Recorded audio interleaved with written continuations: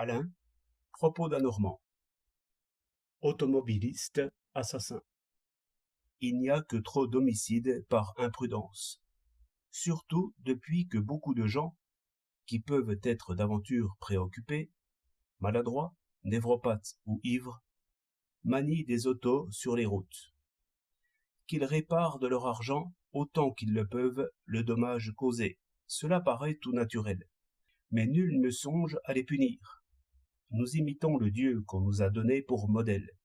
Nous prétendons être justes. Nous remontons jusqu'à l'intention.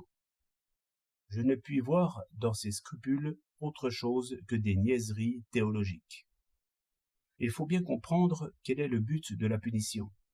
Ce n'est point de faire souffrir un coupable. La souffrance n'est que moyen. La fin, c'est la sécurité. Il s'agit de protéger les citoyens, et c'est tout. Le législateur devrait donc considérer deux choses: le danger qu'un homme fait courir à d'autres, et l'efficacité de la peine. Considérons d'abord le danger. Un imprudent est tout aussi dangereux qu'un criminel. Je dirais presque qu'il l'est plus. Un criminel est dangereux dans des circonstances déterminées, et presque toujours prévisibles. Si un homme est jaloux, je puis éviter de regarder sa femme.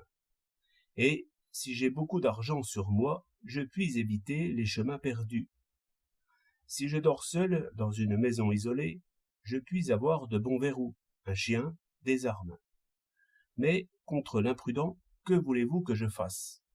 Je me promène sur la route. L'imprudent manque une perdrix et m'envoie une charge de plomb dans la figure. L'imprudent arrive sur moi à toute vitesse, sur une 40 chevaux, dans un nuage de poussière. Il dérape, il culbute, il vient me chercher sur le talus de la route, où je me suis rangé. Il m'écrase. Il s'écrase aussi? D'abord, ce n'est pas sûr. Et, quand cela serait, en quoi son mal peut-il diminuer mon mal? J'entends. Vous dites qu'il n'avait pas l'intention de me nuire. C'est vrai. Il me tue ou me blesse sans motif. Mais c'est justement cela qui est effrayant. Reste à savoir si des peines sévères agiront sur l'imprudent. Oui, bien mieux encore que sur le criminel. Car le criminel est souvent comme fou, par l'effet de la passion ou du besoin. Souvent aussi, par état, il s'est habitué à la peine qui l'attend. C'est comme un risque de guerre pour lui. Et enfin, s'il est méprisé et misérable, il n'a pas beaucoup à perdre. L'imprudent est presque toujours un homme riche et estimé, qui attache un très haut prix au bien-être et à l'opinion.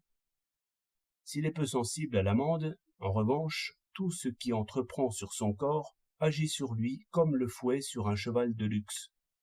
Rien n'est donc plus facile que de le rendre attentif. Et de quoi le privera-t-on? D'un petit plaisir qui lui fait courir à lui-même de grands dangers. Dites-vous qu'un étourdi qui écrase un homme est moins puni qu'un faux monnayeur, et vous conviendrez que notre système pénal est absurde.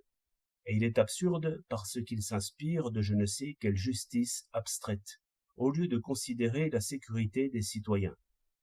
Les automobilistes font plus de cadavres que les assassins. Mais sont-ils moins féroces? Je n'en sais rien, et cela m'est égal. 22 avril 1908.